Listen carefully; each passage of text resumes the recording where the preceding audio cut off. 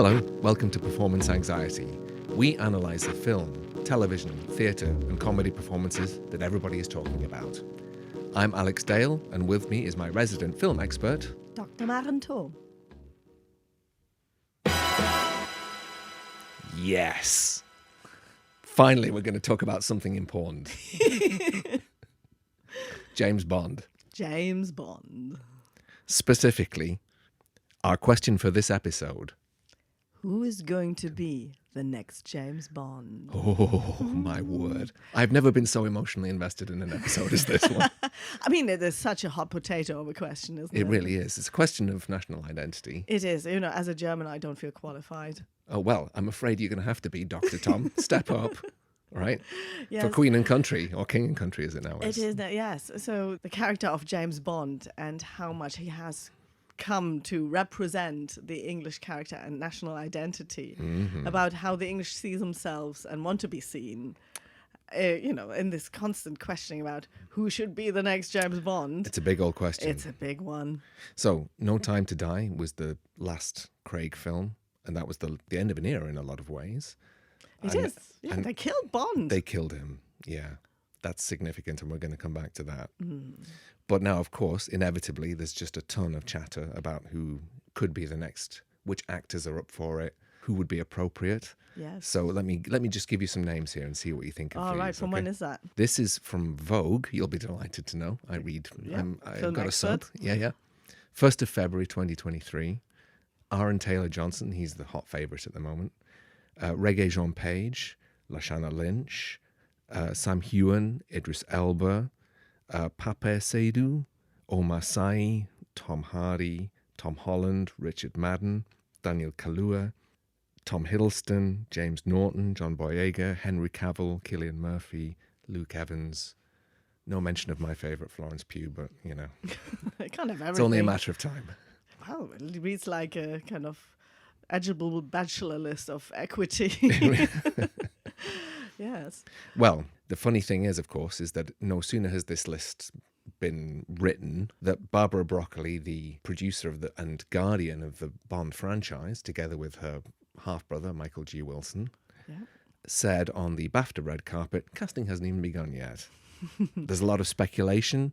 We haven't even started casting yet. There isn't even a script. Yes, no script as such. So this is one of our favourite themes. Casting is storytelling. Yes. So how can you cast something if you haven't got a script, or the other way around? Yes, if casting is storytelling, what's the next James Bond story? I think this is the real question. Where do they go with Bond next? Exactly. So the idea is not about who is going to be the next James Bond, but what is the kind of story that they're casting for? Yeah. Or are they just randomly casting to get some sort of inspiration about, which is a legitimate thing, It just certainly is. throw as many people in front of a camera, see what happens, Who knows what our future national character is going to look like? If you've got enough money, you would certainly do that, right? If you were in Barbara Broccoli's If position. I would just, get every... You would check out all the eligible bachelors. Ooh, Barbs. So, this is the question. James Bond stories, what are they, do you think? Well, there's a good argument to be made that James Bond films are a genre in their own right. This tends to be overlooked, and I think it's a very key point. Yes. Tell me about genre. Well, genre is this kind of nice idea that is a very good conceptualization of conventions around films. The things we can all agree on of what a certain film is. And that helps with things like marketing, categorizing, and just talking about films. There are thematic similarities. There are visual similarities. Well, you could say that genres could be around things like iconography, right? As in symbols, on-screen symbols? Yeah, on-screen symbols. So conventions about what is on-screen in a certain genre. So westerns are about vistas and horses and cowboys. And you expect these to see, right? Or they can be about cinematic conventions, about how stories are told. Or they can be about audience expectations. So we expect to be scared from a horror movie, otherwise it's not a horror movie, right? So it's about these kind of conventions that we can either talk about a film or create a film around or basically understand things through. Okay, so using this framework, which seems pretty solid, what do you think are the characteristics of a Bond genre? Do you think it is? You said there's a case to be made, and I agree. What do you think are the kind of features of a Bond film as a genre? It's very interesting because I think there is a very good argument to be made that James Bond films started out as a kind of spy film, but the first sort of 3 films, I think till Goldfinger, really established an iconography and genre expectations in the audience. Yes. That, you know, people will still quote today as one of the fundamental parts of a James Bond movie. People very often reference Goldfinger as the one that kind of sets the template for all of the others. So it takes the first 2, amalgamates them. It adds the title sequence, the pre-credit sequence, the silhouetted women, the big show tune. So the idea of a formula is established by the 3rd film. And so for many, it's kind of the genre is born, maybe, you know? What are the kind of motifs of that Bond genre? I think when you ask people, you know, they will say girls, martinis, fast cars, gadgets. Foreign location. Suits. Fist fight. Big action sequences. Yeah. Music. You know, John Barry. That's a big one. Yeah. Title sequences. Union Jacks, now and then. Yeah. Quips. Quips. You know, but also elaborate gadgets. But also a kind of narrative structure. You know, the first Bond girl probably dies, the second Bond girl survives. Yes. You know, you get called into M's office for a kind of brief and so on. It's these kind of expectations That's are there. funny. Yeah. That's funny. That's just because you just reminded me. One of my favorite podcasts is, of course, James Bonding. All right. And as much as I love the Craig era films, they always say, I wish there was just a sequence where he gets called into M's office and he's given a brief mission and he goes on a mission. Well, we can talk about the Craig era films. We will. We'll get onto it. But one of course, the main features is Bond himself as a character. Yes. And this is the kernel of the whole film. He has a distinct set of characteristics which are more or less evident. Let's flesh it out. Let's talk about. Well, if we look at if we go by the first 3 Bond films, right? So we have a kind of character that has all these things that we want to see. You know, the girls and the foreign locations, these kind of lovely things. But what motivates him to get all these things? You know, why does he enjoy them? Why does he want them? What is the pretext for What these is the things? pretext for these? Yeah. That becomes part of the genre expectation. So he, at the time, you know, he is a blunt instrument for Her Majesty. He is a tool of the Cold War. He's a ruthless assassin. He's a 00 agent. He has not many emotions, and he's not a nice guy. No. Right? He's an individualist. He likes luxury, and he's a terrible snob. He's a chauvinist. Yeah, user of women. He is. No, particularly in those first films, for sure. You know, he's a real nasty piece of work. But it makes sense at the time because this is the kind of instrument you need to send over to the Eastern Bloc and just be ruthless. You need a hardcore individualist. It makes sense. I think that's the key thing here, is that he was intended as this male fantasy figure, deliberately over the top. He's a fantasy, precisely because the way that then you can experience luxury, travel, sex, all of those things, particularly in the 60s as people are getting more kind of disposable income, more cash, that kind of stuff.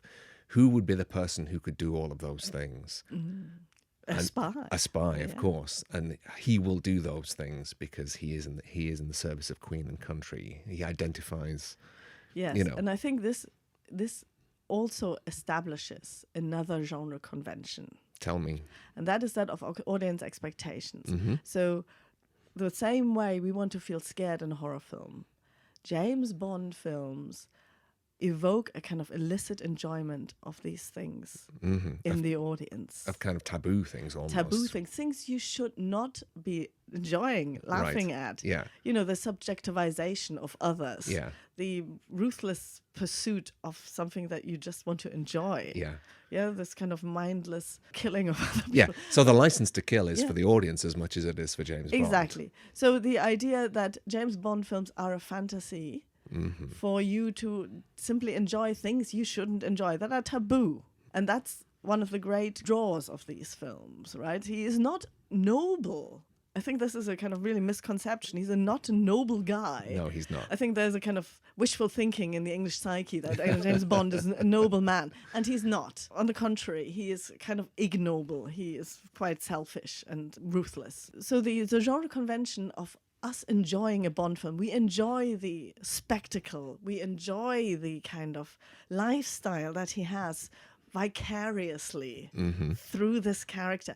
And it's not, I don't think it's a male fantasy. I enjoy it as much as the next man, right? Well, I mean, it was written for men. It was written, and yeah. I think there's still a legacy of that. I In think the, you so, know, yeah. the women tend to be more sexualized than the men and so on. But, you know, Yeah, it doesn't, I mean, it doesn't matter. It was right? written, at the same Yeah, time yeah. things like Playboy came out and so on. Yeah. But the idea of you're allowed to objectify something. Yes. Yeah, right? You can't do that. Right? That's taboo. I still do that, but Of course, yeah. And so that is something that is part of the genre expectations. So this is deeply ingrained in what we want from a James Bond film, as much as we want the martinis and the sex and the. So yeah. Well, this is the thing, right? Is we have this genre and the genre rules, and it's been around now since 1962. Yeah. How long can a genre stay the way it is? How much can it change before it stops being itself? This is a very philosophical, philosopher's axe kind of question. How much can a genre change before it stops being what it is? So thinking in particular, the Cold War aspect. Yes. Bond survived through the end of the Cold War. Well, you have the last Timothy Dalton film, which probably is the last Cold War James Bond. License to Kill. License to Kill, in which he is That's 1989, so that's literally as the wall is coming down. Exactly. Right? So here we have the last Bond who is motivated by this kind of ruthlessness, being a blunt instrument. And Dalton did it very well. He was a cruel, cruel Bond. Yeah. My favorite because of this absolute. We have to get it out. He's mine too, for what it's worth. Yeah. But that's because he's from Wales. I think. Jesus Christ. But he sort of really embodies this last gasp of just being a blunt instrument. He was the last one who smoked on screen. It's very interesting what is and it's not acceptable. He has absolutely no feelings. Yeah. And then you have a 6-year gap. Yes, to GoldenEye. Yeah, before GoldenEye. So the first post-Cold War James Bond is GoldenEye. Lovely Pierce Brosnan steps up. Yes, now we have got this completely different James Bond who's quite charming again. He is likable all of a sudden, right? It's interesting that the kind of conversations about castings, these is when they start to become very important, is precisely when the kind of confusion about what Bond is or should be, the role in the world of a Cold War spy becomes unclear. That's when the debates around who the best actor would be at that point, right? Exactly. I think sort of the first, great speculation about who's going to be the next James Bond was the Pierce Brosnan one. And it wasn't a very big surprise because he looked and acted like he a Bond. was. He also nearly was previously as well. Exactly. In fact. So that wasn't a big surprise. Yeah. And it still chimed with the old Bond. And even in the 1990s, there was still as much chaos in the kind of old Eastern Bloc that James Bond could still work in the kind of Her Majesty's Secret Service. But there are cracks. So what we have here is a new M, a woman, Judi Dench, who people think she is now a bureaucrat, an accountant. A bean counter. A bean counter. You don't like me, Bond. Yeah. And I don't like you either because she says, you're a misogynist dinosaur, a relic from the Cold War. Yes. So we already see the cracks in what James Bond means. What is his job? Yes. Right? Thank God there's still enough chaos in the world that Britain still has a kind of identity as a nation. And there's enough turmoil historically for them to make a film about it. So the whole title sequence is very knowing and is just tumbling Stalinist statues of Lenin and so on, because they know this is a big deal. History has changed. History is over in that sense. Yes. We need to address it somehow, right? But this character's still around. What do we do? But with every more Pierce Brosnan film, the kind of iconography seems to not work anymore as much, And then we come to the last Brosnan film in which sort of the last communist country becomes the kind of subject of, James Bond's... Yeah, Die Another Day is a pretty sorry spectacle. It's an exhausted kind of franchise at this point. So by that time, it was very clear that James Bond was not relevant anymore. And try as you might, you can bring up the iconography, but without the motivation of why he should pursue these kind of things, the cars and the women and the exotic locations, there's not a lot there. Yeah. And they're also becoming more and more taboo. They're harder to talk about in a lot of ways as well. As I said, one of the genre expectations is that you enjoy these kind of illicit taboos, through the character. And what is there? If you have to be so PC, if James Bond has to be PC... there's not an awful lot left, is there? What's the point? Well, that leads us on very nicely to, of course, to the Daniel Craig era, starting with Casino Royale and ending with No Time to Die. What do you think is the significance of the Daniel Craig era movies? What did it do to the franchise? Well, it was the first time where the kind of speculation about who is going to be the next James Bond really reflected a kind of crisis in, the nation's identity. Who do we want to be? It became suddenly the questions about the casting of James Bond. Yeah. Do we want to be this kind of progressive, representative nation? So, it has to be a black James Bond, or, does it have to be this kind of cruel person? Or so can it not be just a nice person playing James Bond, because that's who we want to be as a national character? But what they did very cunningly is they restarted the franchise. They started with the first... It was a soft reboot. Yeah, it was. They started with the first novel, Casino Royale. And they re-established James Bond again, because I think what they wanted to do is, bring him into the modern era. Yeah. They wanted to get rid of the dinosaur, the misogynist dinosaur of old. We need to bring him into the modern. So we start from the beginning. So we start with Casino Royale. They did a bit of housekeeping. They disposed some of the more problematic iconography, but they kept a lot of it as well. The martinis, and they played with them. They subverted them. They kept the title sequence. Yes. They re-established what these things mean a lot of the time. Exactly. And he wasn't fully formed either. He's only fully formed by the end of Casino Royale. That's when he's Bond, James Bond, and he gets his title music. But the whole film, he's not this kind of cruel, heartless person. He becomes this. So what it is this kind of, the whole 5 films are this psychological exploration about why he is such a hard ass. Yeah.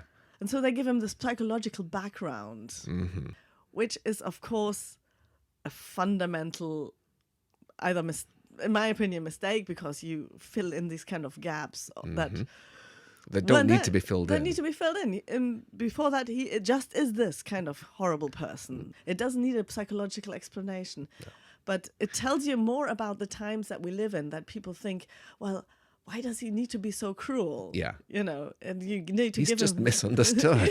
He's just had his girlfriend died in an elevator. Drowned in an elevator. That would do that to a guy. It would make you sad too.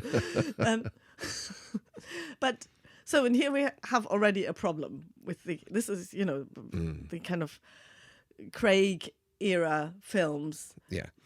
Who are very much aware of the iconography and play with it, as you say, and subvert it. They're not without virtues. No. They have good set pieces. They look beautiful. They have good actors, Yeah, the actors are brilliant. I'm not hating on Daniel Craig. Yeah. He does a really good job. Yeah. The action sequences are phenomenal. The spectacle of the new Bond films is enormous. So the enjoyment of the spectacle is guaranteed. Absolutely.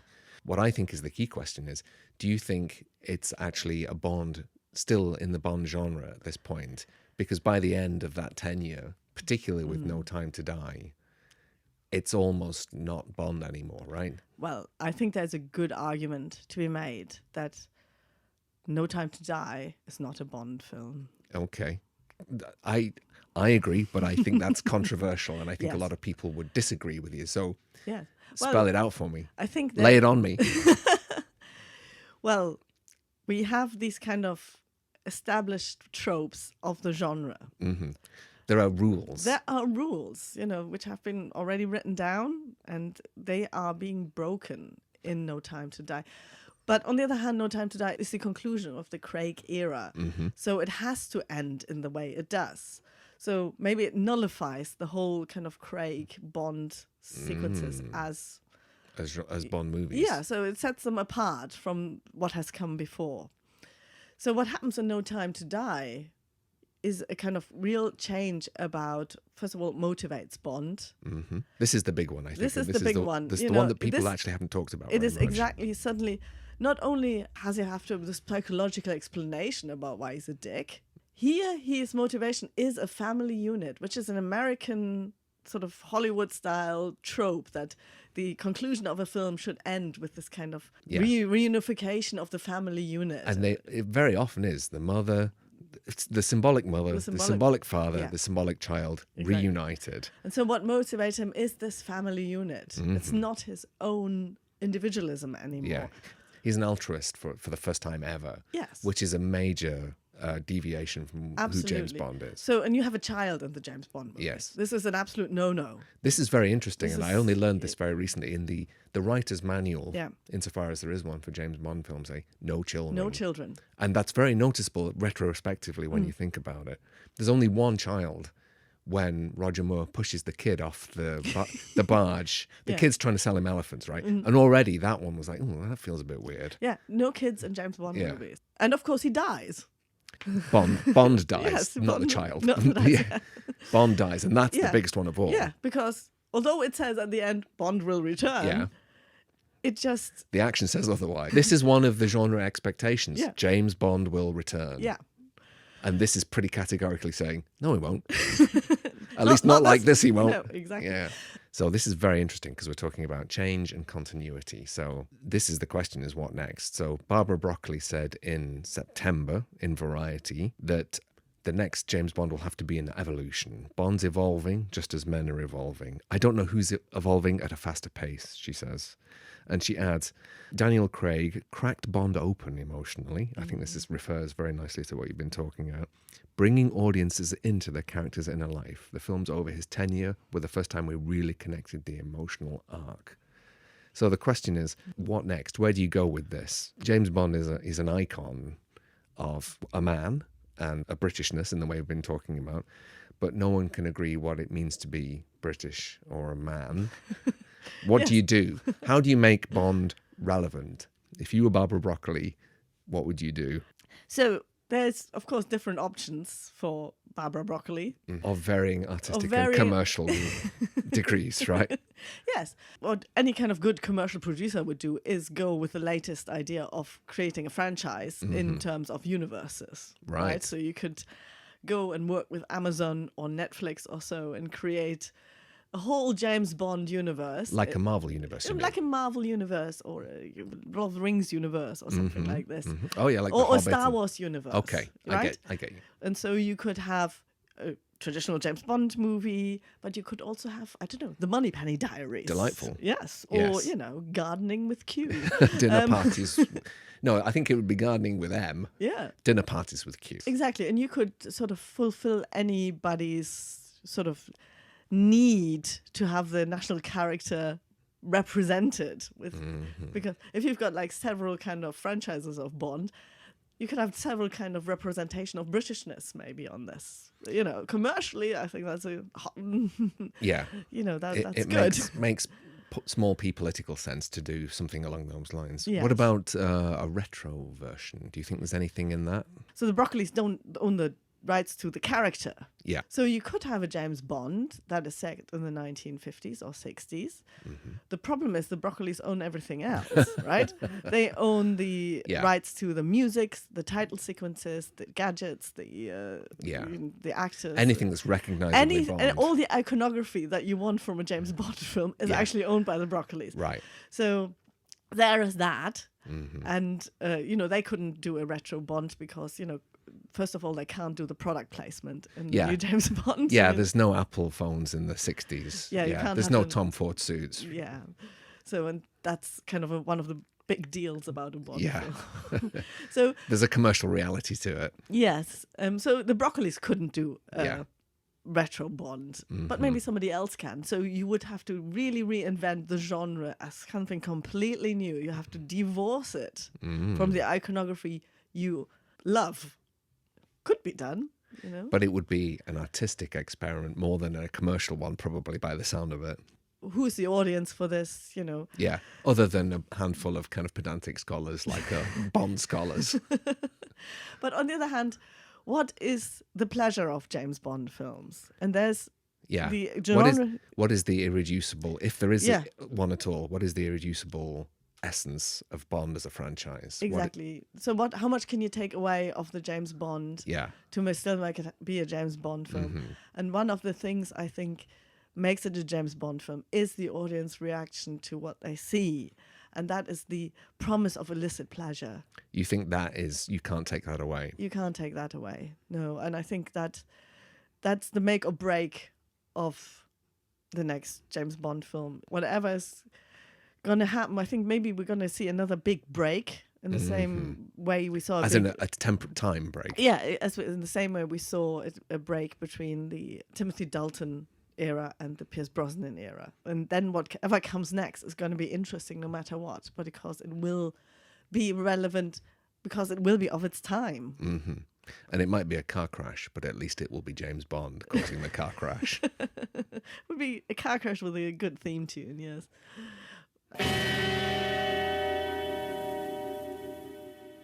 Thank you for listening to Performance Anxiety and indulging us in this fanboy episode. Please like and subscribe. It all helps and it means an awful lot to us.